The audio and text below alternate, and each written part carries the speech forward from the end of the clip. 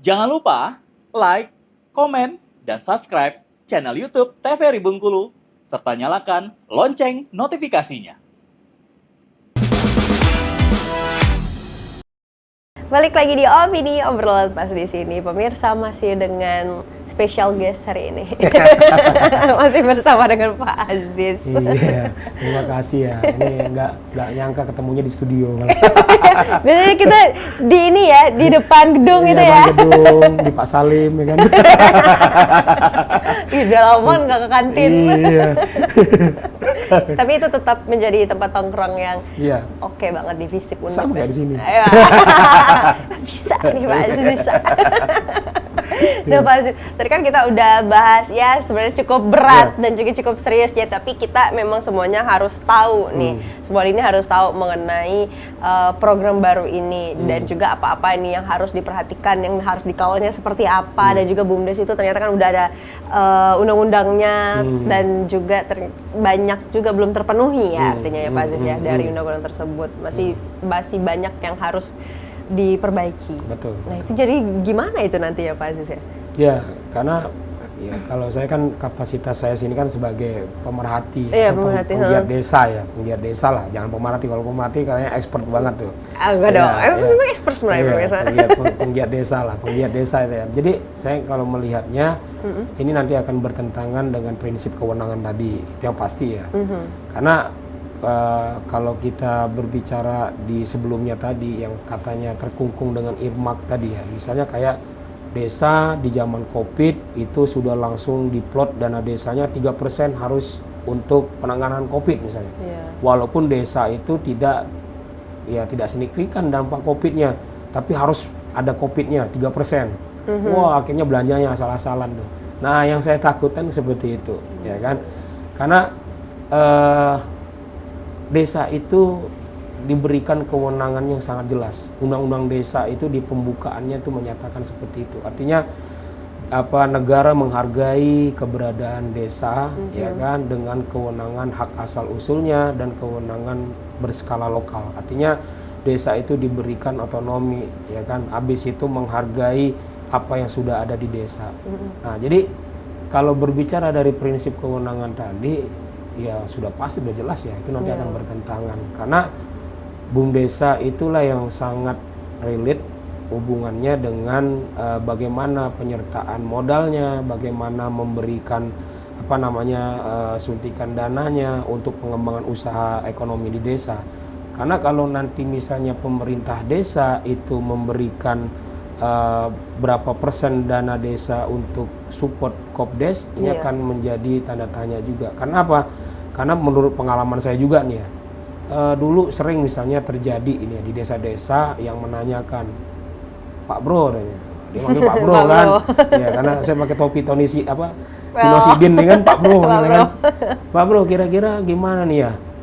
Di desa ini ada PAUD ya, habis itu PAUD-nya itu PAUD yayasan, tapi anak-anak kami sekolah semua di situ, ya kan? Nah artinya dana desa bisa nggak mendukung ini? Nah ini kan kembali lagi kalau saya jawabnya Pak Kades ya, yang bisa disupport oleh dana desa itu adalah semua atau sesuatu yang menjadi kewenangan di desa. Kalau yayasan artinya kan bukan kewenangannya desa, kecuali kalau PAUD-nya adalah PAUD yang didirikan oleh pemerintah desa. Ya, itu mau nggak mau Pak Kades harus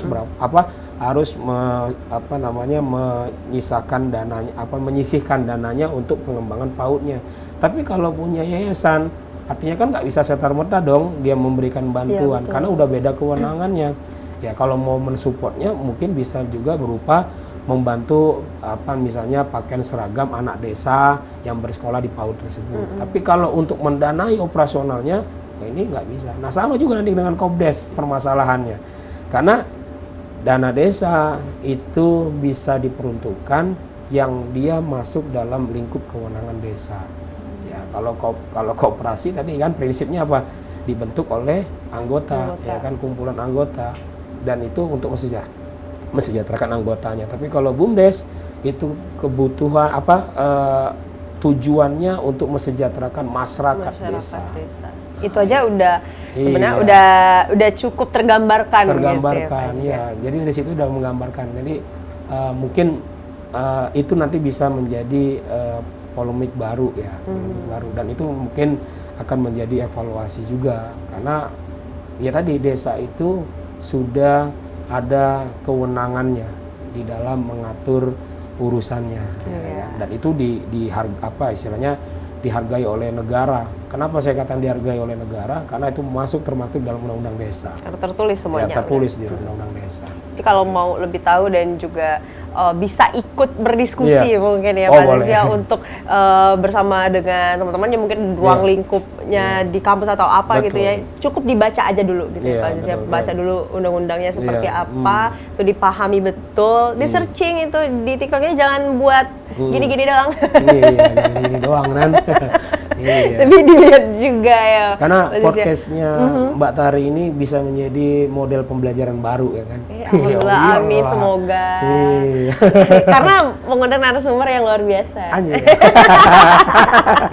Balik lagi. Ini sayangnya aku udah nggak jadi mahasiswa lagi. Kalau Iya. jadi mahasiswa lagi mungkin ini bisa kayak Pak, undang terus kan biar nilainya bagus kan gitu. ya. Sorry ya, udah nggak lagi mahasiswa. Iya, alumni ya. Alumni. Nah, Pak Aziz, waktu itu nih, apa sih yang membuat Pak Aziz tertarik untuk mendampingi desa ini? Iya. Penggiat ya, Iya. menjadi penggiat desa waktu itu ya. Desa. Katanya nggak mau jadi pemerhati, pemirsa, Iya. jadi penggiat katanya. Iya, kalau saya memang berangkatnya ya udah lama ya. Nah, dan juga dulu pas zaman happeningnya BUMDes itu kan awal-awal istilahnya diimplementasikan Undang-Undang Desa tahun 2014, mungkin saya waktu itu lebih aktifnya di tahun 2016 ya, itu pendampingan khusus pada BUMDes waktu itu. Ya, jadi saya tertarik karena apa? Karena ini menjadi tantangan tersendiri kalau kita melihat berkaca dari best practice ya di beberapa daerah, contohnya kayak di Ponggok itu kan sangat menginspirasi. Dari yang sesuatu yang tadinya itu tidak bernilai apa-apa menjadi bernilai, dan itu dikelola oleh BUMDes dan akhirnya desa itu menjadi kaya. Nah itu mungkin menjadi tergerak saya kan. Nah tanpa disengaja di tahun 2019 akhirnya saya masuk secara formal ya di bawah Kementerian Desa. Waktu itu masih dalam Satker di Provinsi Bengkulu, di DPMD Provinsi Bengkulu. iya. Ada di situ ya. Di situ, Ya, di situ ya kan. Nah, saya dulu melamar di TA Pemberdayaan Masyarakat Desa. Jadi dulu tuh ada 6 TA kalau bahasanya di kabupaten sama provinsi sama pusat namanya TA, tenaga ahli. Nah, saya di TA tenaga ahli Pemberdayaan Masyarakat Desa. Nah, di bawah kami itu ada namanya pendamping desa, di bawahnya lagi ada namanya pendamping lokal desa. Jadi kami itu kalau di dalam satu strukturnya itu disebut dengan TPP, tenaga pendamping profesional. Nah, jadi ya itu jadi ketertarikannya itu karena memang berangkat dari keresahannya. Oh, kayak komika tuh ya.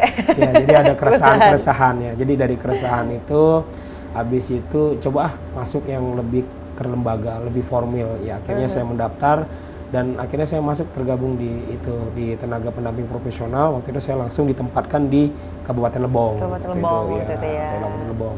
Nah, jadi artinya kalau misalnya berbicara pengalaman, luar biasa banyak pengalaman yang saya dapat di Pasti. situ. Iya. Nyobain lemang nggak setiap hari Pak? Lemah terus dong.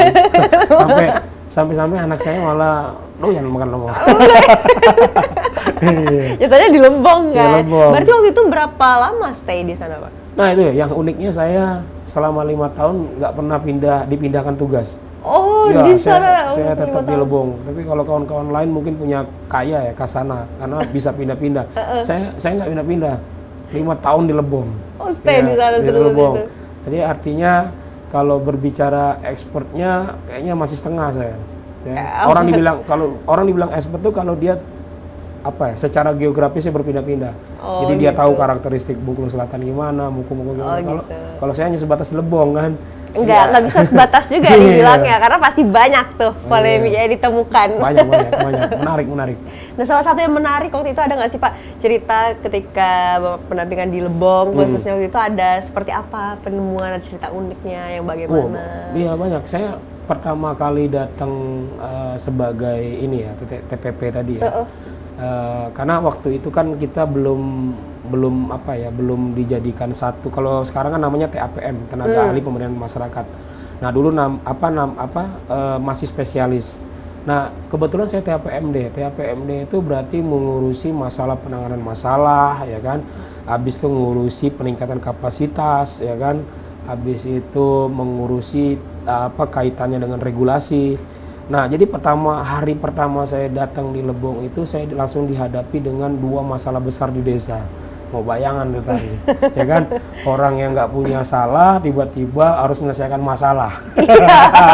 Itu kalau kondangan itu datang terakhir suruh nyuci piring, suruh nyuci piring. Ya, tapi itu menjadi pembelajaran buat saya. Kenapa? Karena rupanya dari masalah itu akhirnya kita banyak belajar, ya kan? Nah, jadi dari situ saya mulai ya lebih dikulik lagi, ya kan? Ini kenapa bisa menjadi masalah? Apa penyebabnya? Lalu kok aktornya itu saja, ya kan? Misalnya aktornya itu antara kepala desa dengan perangkat, misalnya kan, habis kepala desa dengan BPD, ya kan? Kan polanya seperti itu, ya kan? Apa penyebabnya? Ya karena kita tidak bisa dipungkiri di desa itu ya kan adalah kumpulan keluarga besar. Ya kan? Artinya orangnya orang itu aja. Nah kalau misalnya hari ini ribut hanya gara-gara ada uangnya, nah ini kan jadi masalah kan. Nah dari situ saya mulai mengurai, ya kan, saya mulai belajar, ya kan. Habis itu banyak kekosongan misalnya, oh ini nggak ada instrumen pengawasannya nih. Nah itu coba saya diskusi, ya kan. Akhirnya ada tuh produk saya itu sempat diuji cobakan waktu itu ya di 2 kecamatan terkait instrumen pengawasan. Ya, jadi kita melihat bagaimana perencanaan di desa sampai penggunaan dana desanya itu seperti apa. Oh gitu ya, luar biasa, menarik sekali ya Bapak ya. Iya. Nah nanti kita lanjutkan lagi, sekarang kita jeda dulu ya Pak ya. Iya. Untuk pemirsa jangan kemana-mana, tetaplah bersama kami di Opini Obrolan Pas di sini.